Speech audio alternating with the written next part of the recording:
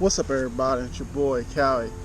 Now, I know you're gonna say this. I know that the title of this video seems really bad, and I'm gonna tell you why. Why do I hate Mother's Day? A few years ago, I lost my mom. She passed away, and to this day, I still think about her. I still wonder how she's doing. She's watching over me and everything like that. My mom was a very, very religious person, and she had her beliefs, and hopefully her beliefs got her into heaven because she was an incredible woman. I'm not saying she was perfect, but she was incredible. And why I hate Mother's Day is because all the years that I didn't appreciate my mom, that I didn't visit like I should have. There was a time I didn't talk to her for almost 4 years when I was in the military, and even when I got out of the military, I didn't talk to her. It's something that she didn't. It was nothing that she did to me per se. It's just I was ready to get out. I was ready to be my own man. I was ready to experience life because I felt like I was sheltered and I missed a lot of things, like the clubs and dating and just doing a lot of crazy things.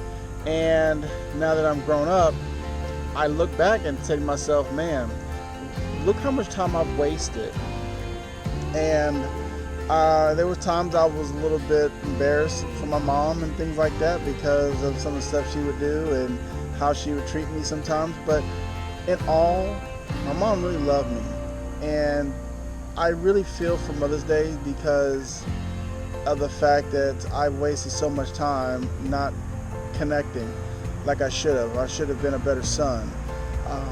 Before she died, I did do a lot of talking to her. I talked to her at least once or twice a week.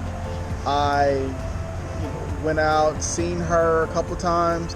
I mended a lot of the bad parts of our relationship before she passed away. So I'm grateful for that, because I'm gonna tell you what, if I did not do that before she passed away and she died, I would be totally devastated. I would probably go into a deep depression and probably would never have gotten out of it.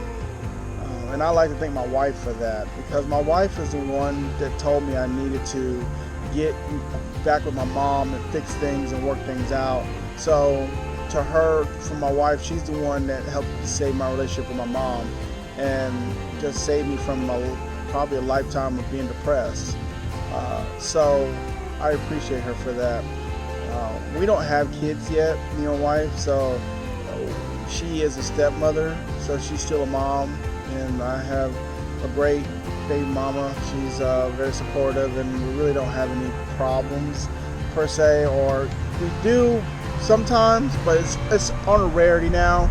A relationship like that is not gonna be perfect, but I'm just glad it ain't like some of the other craziness. But let me tell you a couple of my favorite times with my mom. So let's go on this bike and ride, and I'll tell you about it.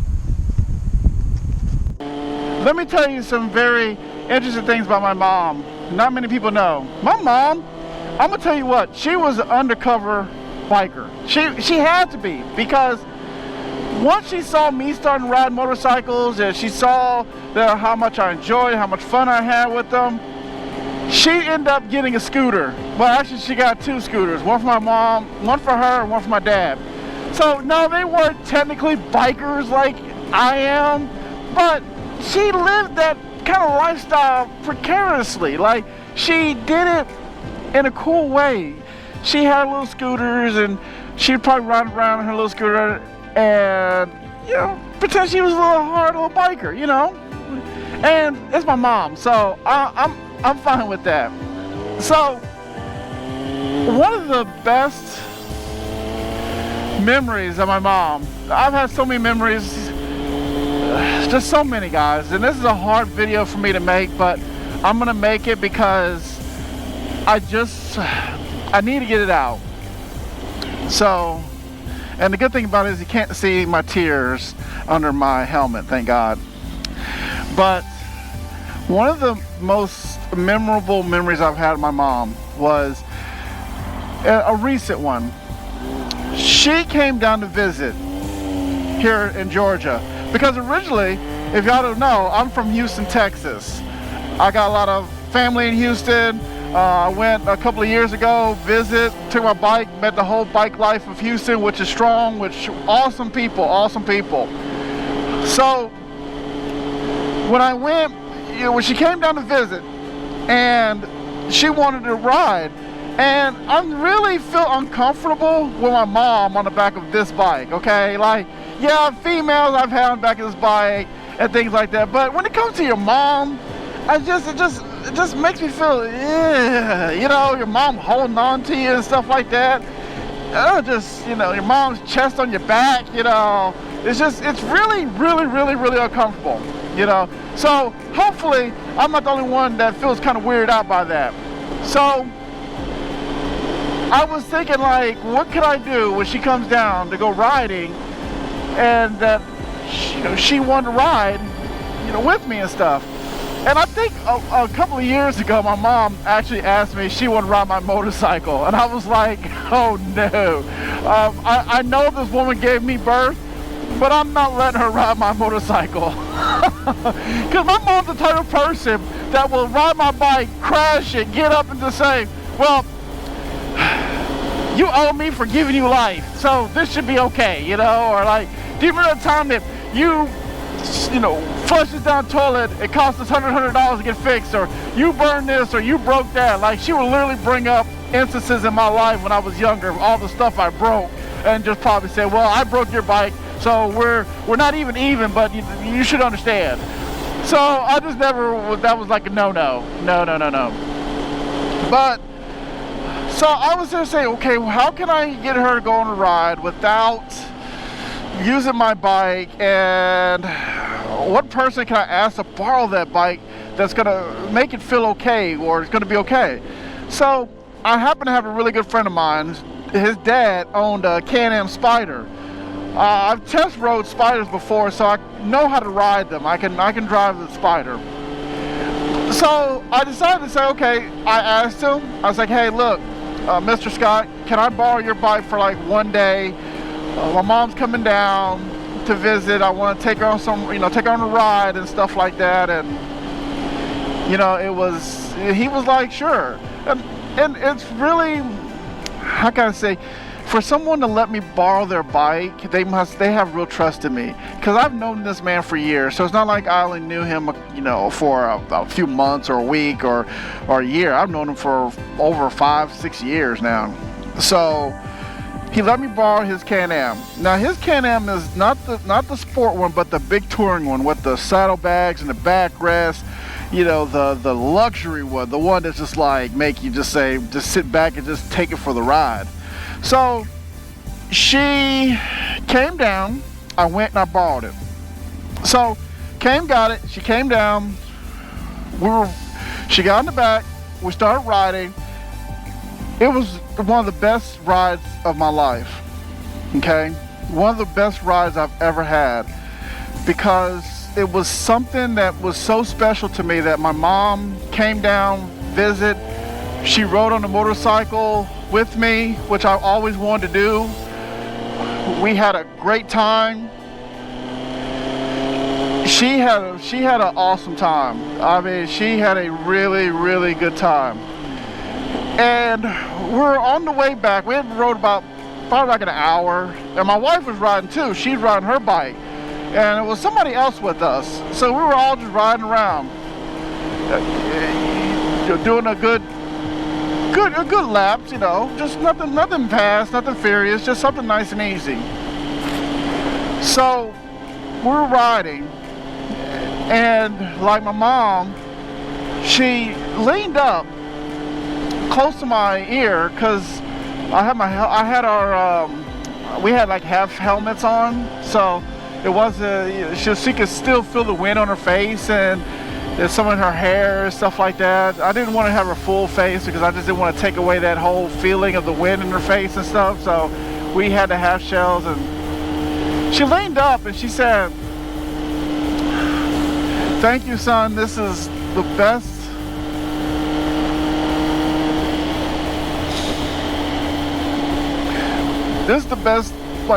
days she's had in a long time."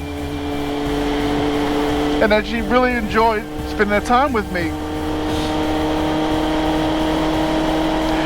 And I was just like, I mean, at the time, I just didn't think about it.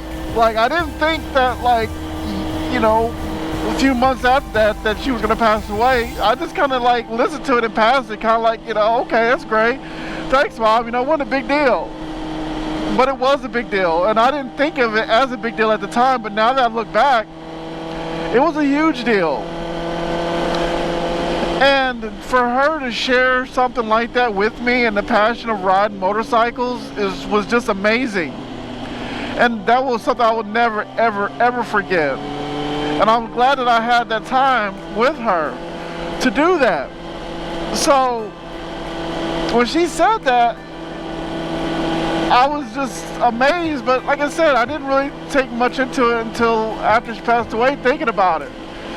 So, okay, sorry. I'm sorry, guys. I'm just like, it's hard for me to ride my bike with tears in my eyes. But it's okay. All right, snap out of it. All right, so after the ride, we got home, we hung out for a little bit, and then the next day, I took the bike back. I was taking the bike back to my friend's father's house. And he only lived like 10 minutes, no, he lived like 15 minutes away from me. So he wasn't far at all.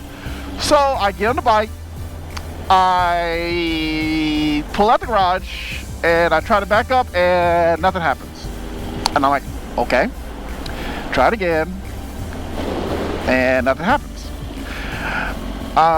So I had to push it manually out of the garage. I pulled it up, pushed it out of the garage, I drove it around, and I could only go to second gear. That's it. First gear didn't work, reverse didn't work, and then it didn't go past third gear. It was stuck in second gear. And I couldn't shift it or nothing. It was one of those kind of paddle shifters, so it's quite easy to drive. No clutch, no extra mechanics or nothing like that. So I was just wondering, like, what the heck is going on? So I tried to ride around for a few minutes to his house, and it still wouldn't get out of second. Stopped by the gas station, tried to rock it, tried to look up on YouTube maybe what's wrong with it, have no clue. And I'm not a Can-Am mechanic, so it's not like I know what I'm doing. You know, I can know a little bit of motorcycles, but when it comes to Can-Ams, that's a whole different situation. Okay, so where was I? Oh yeah, borrowing his Can-Am. So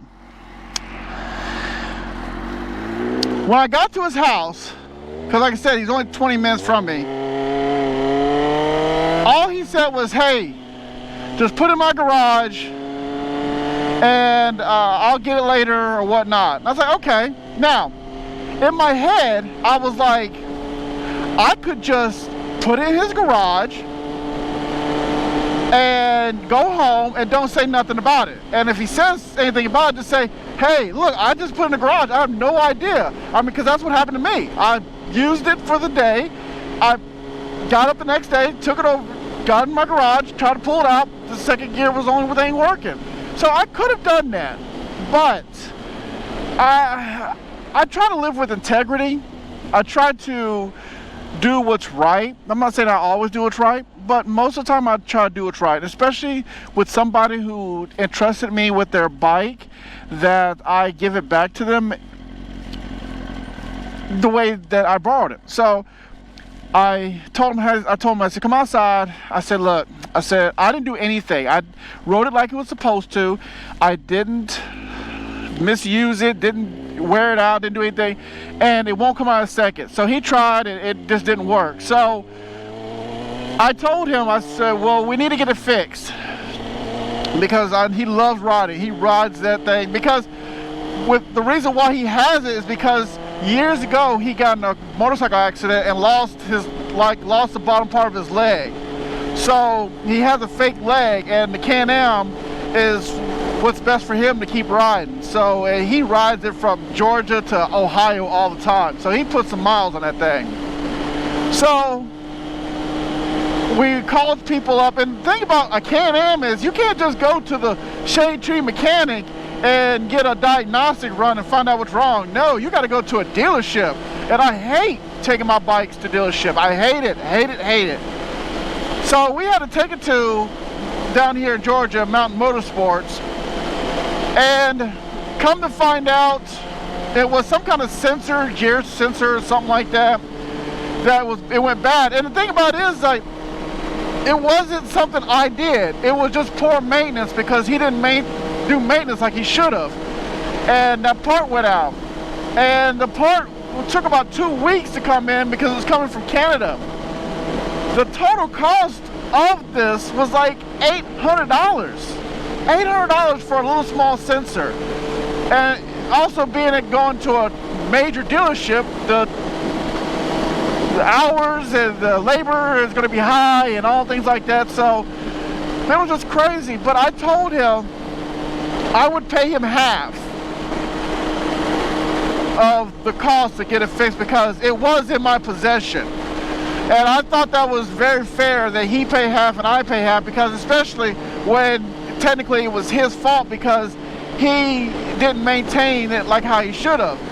So, but it just happened to break down on me. I'm just glad it didn't break down while I was riding with my mom and stuff like that. So, was I upset? A little bit, but at the end of the day, the reward of having my mom ride with me and the thing that she said and how much fun I had with her was totally worth it. It was worth it. And would I do it again? In a heartbeat. I know it was $400 and it was a very expensive motorcycle ride, but it was worth it.